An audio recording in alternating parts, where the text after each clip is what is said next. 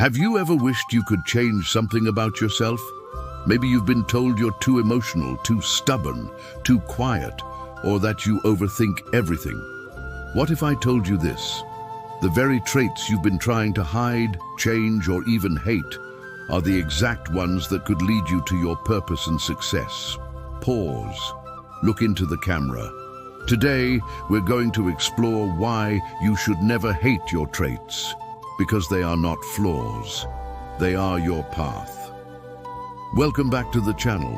Traits that may seem like weaknesses can actually be strengths in disguise. And those strengths can lead you to your unique purpose and success if you know where to look.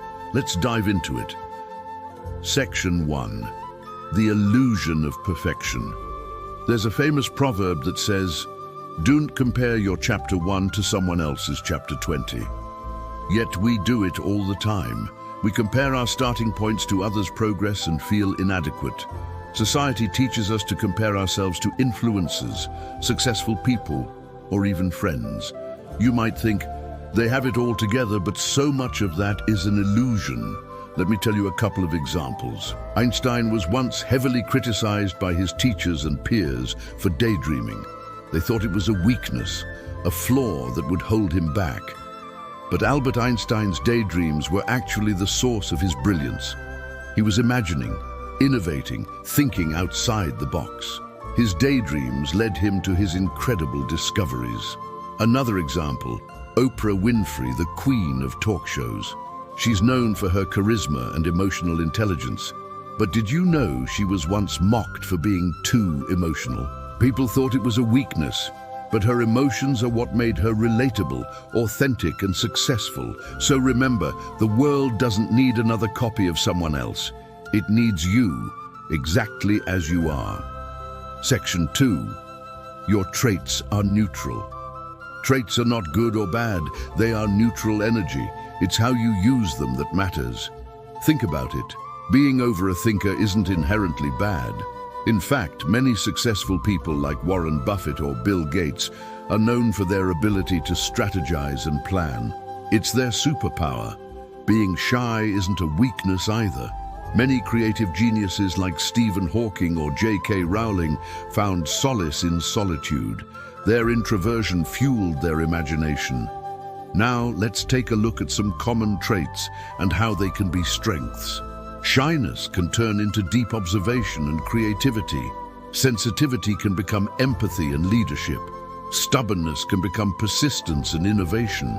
Restlessness can turn into ambition and drive. Aversion to change can become loyalty and commitment. For every negative trait you might dislike, there is a positive aspect to it. They're like two sides of the same coin. You got to flip it to find the shiny side. Mini exercise, take a moment to think of one trait you dislike about yourself. Now ask yourself, in what situation could this trait actually be an advantage? Write it down. Section 3. Real-life transformations.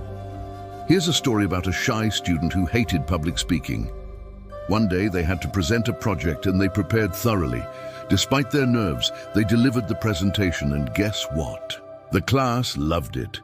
They received positive feedback and realized that their shyness helped them connect with the audience in a unique way. They became a best-selling writer because they understood solitude and introspection. Next story. There was an athlete who hated losing. Some called him stubborn, but his persistence paid off. He pushed himself harder than anyone. He studied, trained, and won numerous championships. That trait that others criticized became his biggest strength. Last story. There was an overthinker who worried about everything. However, this trait turned into a superpower when he entered the business world. His attention to detail and strategic planning helped him make smart decisions, and he became a world-class strategist. These stories show that with self-awareness and hard work, you can turn your weaknesses into strengths. Remember, the difference between weakness and strength is how you use it. Section 4. The anchor within. Just like a ship navigating through the vast ocean, we encounter storms and waves throughout life. Success isn't a constant upward climb. There are moments when you might feel lost or weak. Have you ever felt like giving up? Like your dreams are too big for you? Those are the moments when having a strong inner self is crucial. In my previous video, we talked about the anchor in life, which represents your core values, beliefs, and principles. Your traits are part of this anchor. They ground you, keep you balanced, and remind you who you are when faced with challenges. Going back to our ship analogy, imagine a storm tossing the ship around. The waves are high, the winds are strong, and the crew is scared. In this moment, the ship needs its anchor. It holds the ship steady. Now, how do you find your anchor within? It's in those moments of challenge when you must dig deep. It's through practices like meditation, prayer, journaling, or playing sports. It's in these activities that you reconnect with yourself and find that inner strength. When you feel lost or weak, instead of escaping yourself, go back to your anchor. It reminds you of who you are. Section 5. Turning traits into tools. Now that we understand that our traits aren't flaws, but rather tools waiting to be used, let's learn how to sharpen these tools and put them to work. Here's a practical approach in 3 steps. Step 1. Awareness. Write down 3 traits you dislike about yourself. Be honest and specific. For example, I am overly emotional. Step 2. Reframe. Ask yourself, how can this help me? How can I use this to my advantage? For our example, being emotional helps me connect with people on a deeper level. Step 3. Action. Put it to use in small ways. Every day is a chance to get better. If you're working on being less judgmental, start by questioning your first impressions. Instead of assuming, ask questions to understand others better. If you want to be more disciplined, begin by setting small, achievable goals. Each accomplishment, no matter how small, is a step in the right direction. Celebrate every win. Every time your trait helps you, celebrate it. This reinforces the positive and encourages you to keep going. Remember, turning traits into tools is a journey. It's about growth and self-mastery.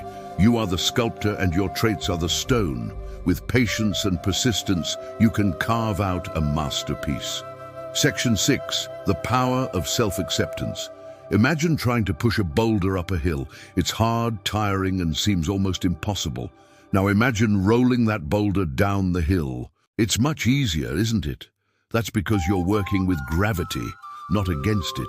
Similarly, fighting your traits, trying to deny or suppress them, takes a lot of effort and often doesn't work long-term. Acceptance, on the other hand, is like embracing the natural flow.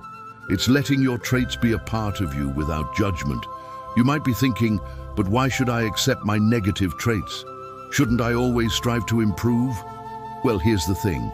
Trying to forcefully change yourself, to ignore or hate the parts of yourself that you don't like, is exhausting. It creates internal conflict. Self-acceptance isn't about being lazy or giving up on growth. It's the beginning of a transformative journey. It's the first step towards understanding and harnessing your traits effectively. There's a beautiful quote that says, "What you resist persists. What you embrace transforms." By embracing yourself fully, you unlock confidence, clarity, and courage to work on the areas that need improvement. Self-acceptance is not a destination, but a continuous process. It's about acknowledging your traits, both positive and negative, and finding ways to work with them, not against them. Remember, the world needs your unique blend of traits and talents. It's not looking for a perfect copy of someone else. It's waiting for you to discover and express your authentic self. Conclusion and call to action. So don't hate your traits. They are not mistakes. They are your guide, your power, your path. The things you've been running away from are often the very things that will carry you toward your destiny. Pause for impact. If this message touched you, I'd love for you to like this video, share it with someone who needs this reminder, and subscribe to Nido Quest for more motivational journeys of self-discovery and personal growth. Remember, don't hate your traits. They are your path. Thank you for watching, and until next time, keep exploring your traits and turning them into tools. Embrace who you are and let nothing hold you back from pursuing your dreams.